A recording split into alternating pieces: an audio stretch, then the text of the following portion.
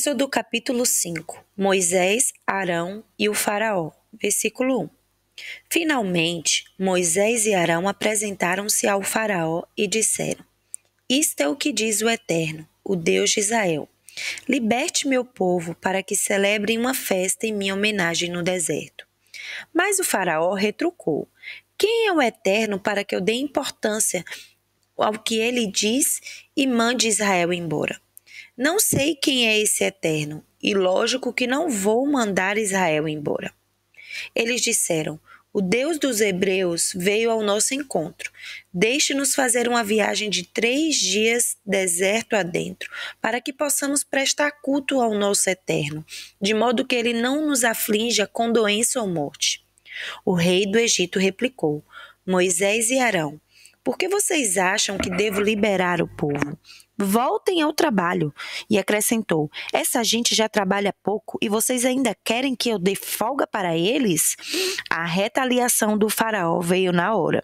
Ele deu ordens aos feitores e seus subordinados: Não forneçam palha como antes para o povo fazer tijolos. De agora em diante, eles mesmos vão ter de providenciar a palha, e isso significa redução da cota diária. Eles vão ter de produzir a mesma quantidade de tijolos. Isso porque estão ficando preguiçosos e ficam dizendo por aí: liberem-nos do trabalho para que possamos adorar o nosso Deus. Não deem moleza a esses folgados. Assim eles param de fazer reivindicações e esquecem dessa história de adorar a Deus. Os feitores e seus subordinados foram passar as novas instruções ao povo. Ordens do faraó: Não se fornecerá mais palha. Recolham vocês mesmos a palha onde puderem encontrá-la, mas não se reduzirá um único tijolo da sua cota diária. E o povo espalhou-se por todo o Egito em busca de palha. Os feitores não tinham misericórdia e pressionavam os escravos: Cumpram sua cota. Queremos a mesma quantidade de quanto recebiam palha. Os capatazes israelitas foram açoitados a mando dos feitores. Por que vocês não cumpriram a cota de tijolos ontem, anteontem e hoje de novo? Os egípcios queriam saber. Os capatazes israelitas imploravam ao faraó por uma redução da carga de trabalho. Por que o Senhor está tratando seus servos assim? Ninguém nos dá mais palha e ainda nos dizem: façam tijolos, olhe para nós, estamos sendo agredidos sem ter culpa. Mas o faraó respondeu: preguiçosos, é isso que vocês são. Preguiçosos. É por isso que ficam exigindo: queremos uma folga para adorar o Eterno. Voltem ao trabalho, ninguém dará palhas a vocês, e é melhor que cumpram a cota diária de tijolos. Os capatazes israelitas viram que estavam em situação difícil, pois teriam de voltar e dizer aos trabalhadores: nem um tijolo a menos na produção do dia. Ao sair da presença do faraó, eles encontraram Moisés e Arão que os aguardavam. Os capatazes disseram: Que o Eterno veja o que vocês fizeram e os julgue, porque vocês nos puseram numa situação insustentável diante do faraó e de seus servos. Puseram nas mãos deles a arma que vai acabar conosco. Moisés orou ao Eterno e perguntou: Por que tratas tão mal este povo? Por que me enviaste? Desde o momento em que fui falar ao faraó em teu nome, as coisas pioraram para o povo. Libertação? É essa libertação que pretendias? Êxodo capítulo 6. O Eterno disse a Moisés: Você verá o que eu vou fazer com o faraó. Pelo poder da minha mão, ele os deixará partir. Pelo poder da minha mão, ele os expulsará do país. Deus ainda garantiu a Moisés: Eu sou o Eterno. Apareci a Abraão, Isaque e Jacó como o Deus forte, mas eles não me reconheceram pelo meu nome. Eterno, abre parênteses, eu estou presente, fecha parênteses. Também fiz uma aliança com eles e prometi dar a eles a terra de Canaã, lugar que habitavam na condição de estrangeiros. Quando ouvi os gemidos dos israelitas, que os egípcios continuam a escravizar, lembrei-me da minha aliança. Portanto, diga aos israelitas o seguinte: Eu sou o Eterno, vou livrar vocês desse trabalho desumano, vou resgatá-los da escravidão e para redimir vocês, vou interferir com alguns castigos bem severos. Vou tirá-los do Egito, porque vocês são meu povo e eu serei o Deus de vocês. Vocês saberão que eu sou o Eterno, seu Deus que os livrou dos trabalhos forçados no Egito. E vou levar vocês para a terra que prometi dar a Abraão, Isaque e Jacó. Ela será o país de vocês.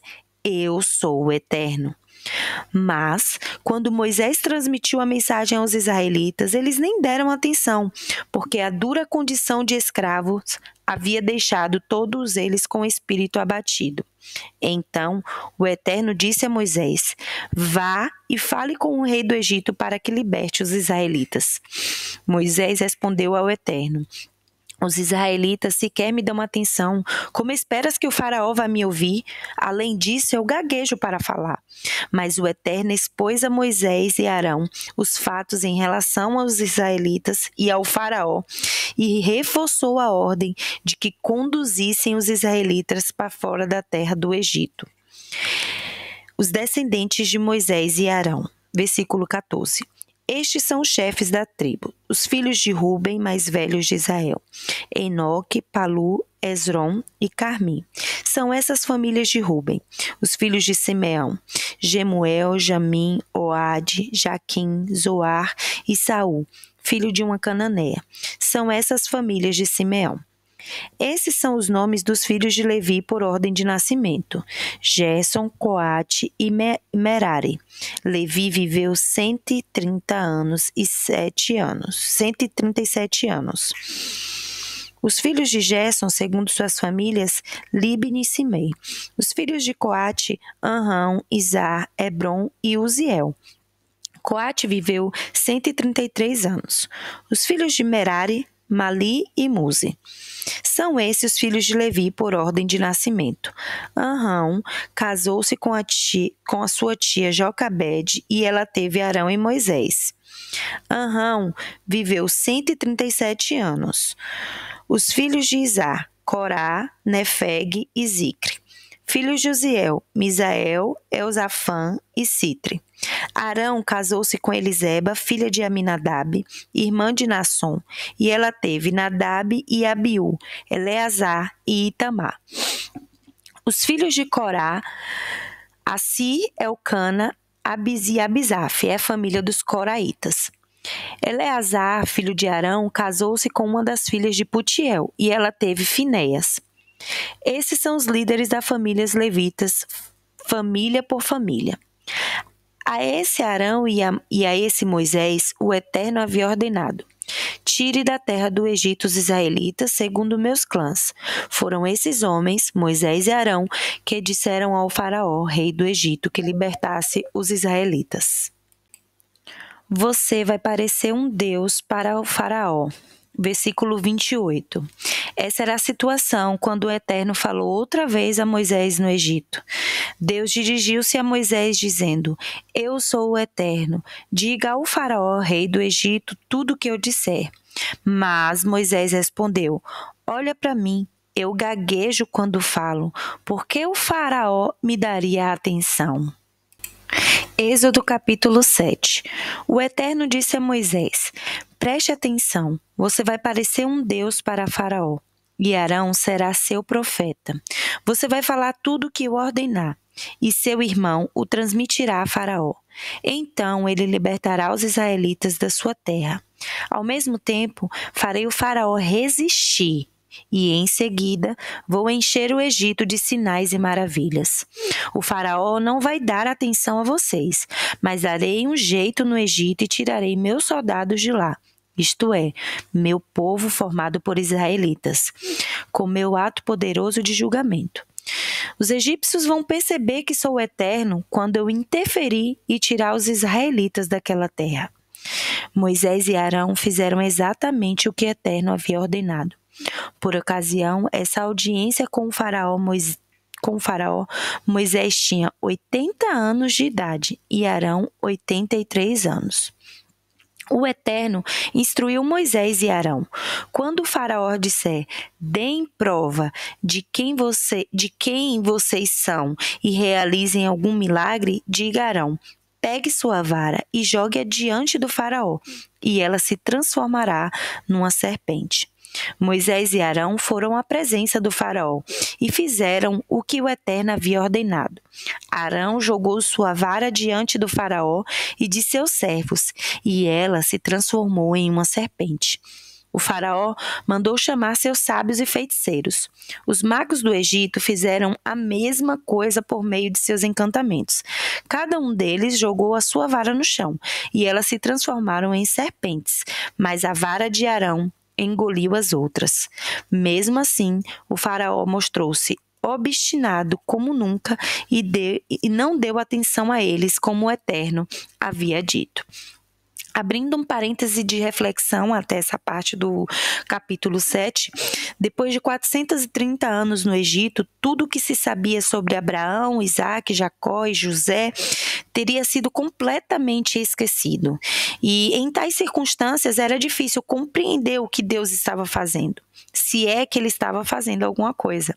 Então, o que Moisés deveria fazer para retirar a superfície de verniz de todo aquele poder, majestade e beleza e sucesso do Egito, expondo-o como um mal para que, quando conduzisse o povo de Deus para fora daquela terra, eles não carregassem sua experiência egípcia com eles para o resto da vida e simplesmente a reproduzissem quando chegassem a Canaã. Então foi isso que as 10 pragas aconteceram, foram uma elaborada forma de exorcismo, um expulsar de demônios, por assim dizer, para libertar os hebreus da dominação do mal, a fim que pudessem ouvir, seguir e adorar somente a Deus. Continuando a leitura no versículo 14 do capítulo 7, o primeiro golpe, o sangue. O Eterno disse a Moisés: o Faraó é um homem obstinado. Ele se recusa a libertar o povo. Amanhã, bem cedo, vai encontrar-se com o Faraó. Na hora do seu passeio pelo rio, na margem do Nilo, pegue a vara que se transformou em serpente e diga a Faraó: o Eterno, o Deus dos Hebreus, enviou-me a você com a seguinte mensagem: liberte meu povo para que prestem culto a mim no deserto. Até agora, você não me deu atenção, mas você vai reconhecer que sou o Eterno. Com esta vara que estou segurando, vou tocar as águas do Nilo. Elas se transformarão em sangue. Os peixes do Nilo vão morrer e o rio vai cheirar mal. Por causa disso, os egípcios não poderão beber das águas do Nilo. O Eterno disse também a Moisés: diga a Arão: agite sua vara sobre as águas do Egito, sobre rios, canais, lagos e reservatórios, para que se transformem em sangue. Haverá sangue em todo canto no Egito, até mesmo nas vasilhas e panelas. Moisés e Arão fizeram exatamente como o Eterno havia ordenado. Arão ergueu sua vara e bateu com ela nas águas do Nilo, diante dos olhos do Faraó e de sua comitiva. Toda a água do Nilo transformou-se em sangue. Os peixes do Nilo morreram. O rio começou a cheirar mal e os egípcios não podiam beber da água do Nilo. Havia sangue por toda parte no Egito. Mas os magos do Egito fizeram a mesma coisa com seus encantamentos e o Faraó continuou obstinado. Ele não deu atenção a eles como o Eterno havia predito. Voltou as costas para eles e voltou para o palácio. Todos os egípcios tiveram de cavar perto do rio para achar água, pois não podiam beber a água do Nilo. Depois que o Eterno atingiu o Nilo, passaram-se 7 dias.